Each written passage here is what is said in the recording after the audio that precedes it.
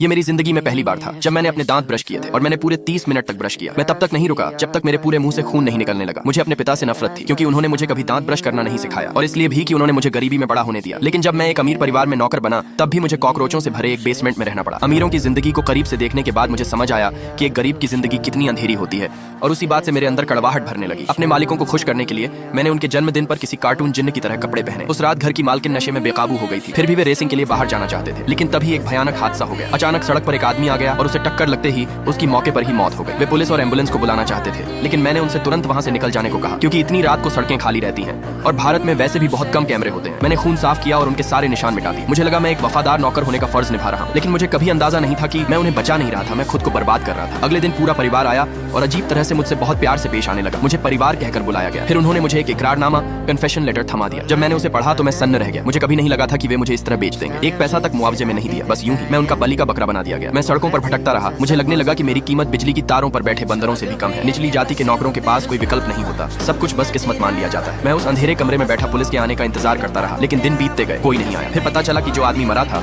वो भी निचली जाति का था। किसी ने उसकी मौत की रिपोर्ट तक नहीं की, इसलिए मुझे दोषी ठहराने की जरूरत ही नहीं पड़ी। मैं खुशी खुशी मकान मालिक को धन्यवाद देने गया, लेकिन उसने मुझे लात मारकर भगा दिया क्योंकि मेरी औकात वही समझी जाती थी। अन्ना और जैक के बीच जोरदार झगड़ा हुआ। अन्ना पढ़ी लिखी थी, वो इंसानी अधिकारों और आजादी की परवाह करती थी। वो जाति व्यवस्था और इस परिवार की हैसियत की दीवानगी को अब सहन नहीं कर पा रही थी। इसी वजह से अन्ना और जैक में बड़ा झगड़ा हुआ। एक रात वह चुपके से मेरे पास आई और मुझसे उसे एयरपोर्ट छोड़ने को कहा। अमेरिका लौटने से पहले उसने मुझे कुछ पैसे दिए, कहते हुए कि यह उसके लिए चीजें ठीक करने का एक तरीका है। जब जैक को पता चला कि अन्ना चली गई है तो वह गुस्से से पागल हो गया और सारा गुस्सा मुझ पर उतारने लगा। उसे शांत करने के लिए मैं उसे स्ट्रीट फूड खिलाने ले गया और मंदिर में पूजा भी करवाई, कहते हुए कि अगर वो दिल से प्रार्थना करेगा तो अन्ना वापस आ जाएगी। लेकिन उसे मिला सिर्फ तलाक का नोटिस और मैं फिर से उसका पंचिंग बैग बन गया। एक नौकर के तौर पर मैं हमेशा जैक के प्रति वफादार रहा, लेकिन जब उसने मुझे इंसान समझना ही छोड़ दिया तो मैंने भी तय कर लिया अब मेरे पास वफादार रहने की कोई वजह नहीं।